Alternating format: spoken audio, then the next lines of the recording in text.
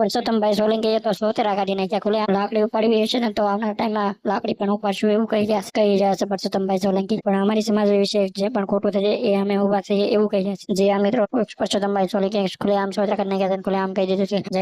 જયરાજભાઈ એની ધરપકડ બાદ એ પણ ખુશ છે, કારણ કે તેમને પણ ઘણી બધી મહેનત કરી હતી નવનીતભાઈને ન્યાય અપાવવા માટે. હાલ સોશિયલ મીડિયામાં એક પછી ભાષણ વાયરલ થઈ રહ્યા છે. વાયરલ હીરાભાઈ સોલંકીનું હોય કે પરસોત્તમભાઈ સોલંકીનું હોય, પણ સોશિયલ મીડિયાની અંદર ખૂબ જ ભાષણ વાયરલ થઈ રહ્યા છે. ક્યાંક ને ક્યાંક તમે બધા લોકો જાણતા હશો કે છેલ્લા 30 દિવસથી સોશિયલ મીડિયાની અંદર ચર્ચા ચાલી રહી છે નવનીતભાઈને ન્યાય અપાવવા માટે. નવનીતભાઈને ન્યાય મળ્યો. નવનીતભાઈએ જે માંગ કરી લોકોની સામે કે જયરાજભાઈ મારી ઉપર હુમલો કર્યો હતો અને એની ઉપર એક્શન પણ લેવામાં આવી હતી એસઆઈટી ટીમ દ્વારા. 12-13 આરોપી પણ પકડાવવામાં આવ્યા હતા, પણ 14મો આરોપી પકડાઈ પણ ગયા હતા. જયરાજભાઈ પકડાઈ પણ ગયા હતા અને અત્યારે હાલમાં ભાવનગર જેલની અંદર છે. ક્યાંક ને ક્યાંક નવનીતભાઈએ સાથ સહકાર આપ્યો છે અને કોળી સમાજના લોકોએ પણ સાથ સહકાર આપ્યો છે. અને પરસોત્તમભાઈ સોલંકી અને હીરાભાઈ સોલંકીએ પણ સાથ સહકાર આપ્યો છે. નવનીતભાઈને ન્યાય પણ મળ્યો હતો અને મુખ્ય આરોપીને પણ પકડવામાં આવ્યા છે. એવા ઘણા બધા આરોપીને પકડવામાં પણ આવ્યા છે. ત્યારબાદ માનતા પણ કરવામાં ગયા હતા અને ત્યારબાદ ક્યારે એમને માનતા કરવા ગયા ત્યારે વિડીયો પણ ઉતાર્યો હતો કે જે કોળી સમાજે મારા લોકોનો આભાર પણ માન્યો છે કે જે મારે સપોર્ટ ન મળતા એનો આભાર એવું બોલ્યા હતા. તો આજનો વિડીયો આટલો. ત્યાં અમારી ચેનલમાં નવા હોય તો લાઈક અને સબસ્ક્રાઇબ અને શેર જરૂર કરી દેજો